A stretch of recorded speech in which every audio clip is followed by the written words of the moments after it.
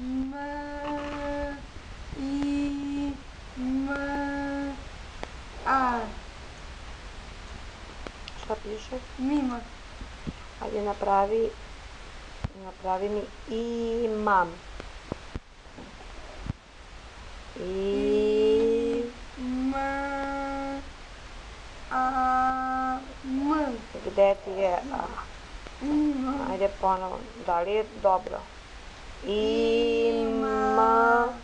Pa gde ti je A? I, M, A. Pa gde je A? I, M, Koje je to slovo? M. Pa koje tu treba da bude? M. Pa zašto M, dva M, jedno pored drugog? Ima. Imam.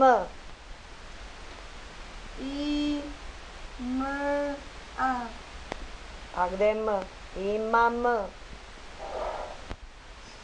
Ajde sad to razdvoj, pa onda lepo da spoji.